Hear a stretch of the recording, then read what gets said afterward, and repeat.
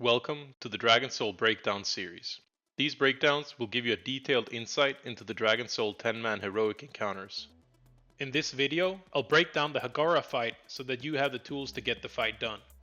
During the guide, I'm going to cover the entire fight mechanically, as well as giving you a recipe for how to finish the encounter in its entirety. The fight consists of 3 phases, where every other phase will be the main phase. Once the main phase is over, the boss will either cycle the lightning or the ice phase. You can see which of these phases will come next by looking at the weapon enhancements on the boss, and it will alternate after each main phase.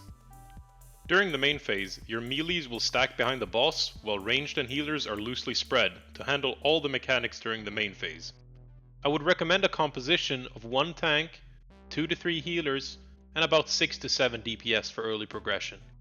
The first mechanic is called Ice Lance and will occur twice during the main phase. Hagara will spawn 3 blue balls which fixate on a random player. Each ball will shoot a total of 15 ice lances towards their target. Each ice lance will explode on contact with any player and deal low splash damage in a 3-yard radius while applying a stacking debuff. The debuff will increase your frost damage taken and reduce your attack speed for 4 seconds. You should cycle 2 players per fixation so that you take 3 to 4 stacks before resetting your partner's stacks, which you will simply do by stepping in front of the Ice Lance projectile. In itself, this mechanic is pretty harmless and can be soaked above 3 to 4 stacks, but you will be at risk of dying to other mechanics if your stacks go too high. Ensure that casters, healers, or even tanks are soaking the Ice Lances so that the splash damage and attack speed reduction does not affect your melee stack. The second mechanic of the main phase is called Shattered Ice. This will blast a random target for high frost damage at approximately 100,000 damage. In itself, this mechanic is just spiky raid-wide damage, but if you're stacking too high on the Ice Lance mechanic, you will get one shot from this.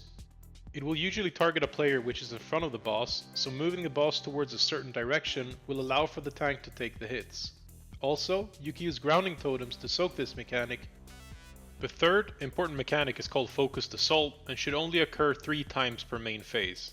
Simply put, Hagara starts rapidly hitting the tank for 5 seconds and deals high damage during this period. This is an ideal timing to use defensives and for healers to be ready for quick heals. The last mechanic of the main phase is called Ice Tomb. This occurs once per main phase. Hagara targets 2 players, which places a blue arrow over their head, and after 7 seconds they will get encased in breakable ice and take damage every second.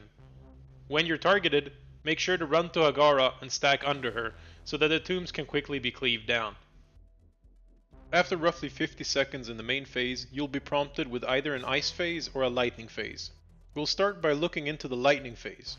During this phase, Hagara is immune to damage, and your objective will be to activate 8 lightning conductors, which will end the phase and send you back to the main phase. The lightning conductors will spawn in a predefined pattern in the room and will require some raid coordination to get done. Once the phase is started, an ad called Bound Lightning Elemental will spawn on the north side of the room. Your raid should get into their predefined positions and the tank should kite the ad to the starting spot. When the ad dies, it will activate any nearby conductors, so the starting spot, being where you kill the ad, will be next to the northeast conductor. Once the first conductor becomes activated, it will start emitting a lightning discharge to any players within 10 yards, which deals low to moderate damage. The easiest way to deal with this mechanic is to pre-position as shown on the screen, and the lightning will instantly bounce to all conductors. If you do not get the spacing right, simply move closer to the player with the lightning and then walk back to your spot. This requires 11 players, so you can use a hunter or warlock pet to position instead of 1 player. The easiest way to find the appropriate spacing is to use the markings on the ground. The positions are now marked in more precision on the screen. And when it's executed properly, it's going to look something like this. This portion can be done in mere seconds, so practicing this can save you a lot of time. While all this is happening, random areas of the arena will be targeted with storm pillars, which after a short delay deals moderate damage to any player's hit. You should focus on activating the conductors and simply heal through this damage if it's unavoidable. When you've activated all the conductors, Hagara will be affected by feedback, which stuns her and causes her to take double damage for 15 seconds. You'll then repeat the main phase until either an ice phase or lightning phase is initiated again. Next, we will look into the ice phase, which can occur after the main phase. When the ice phase is triggered, Hagara will become immune to damage and cover the inner circle of the arena with a watery entrenchment. If you stand inside this, you'll take heavy damage per second and become slowed for the duration, so try avoiding it best as you can. During the phase, Hagara spawns 4 crystals on the outer rim of the arena, and your objective will be to kill these, which will end the phase. To make things harder, she summons waves of ice, which are propagated in a cross pattern from the inner rim and covers the entire outer area. The waves will rotate clockwise, slightly slower than your running speed, and touching these will cause you to take very high damage. The easy way to deal with this is to simply run around the outer rim of the arena and damage the crystals as you get near them. To make things harder, Hagara drops icicles on the playable area, which after a short duration deals high frost damage and knocks players back. You should mind your positioning and dodge these while running around.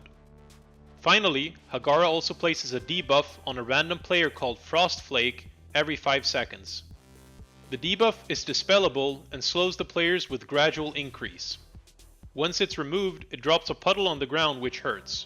If you get dispelled while inside the watery entrenchment, you will not drop a puddle, so you should dip in, get dispelled, and move back out. The watery entrenchment can also be used to dodge ice waves, which can be handy to stay on a specific crystal.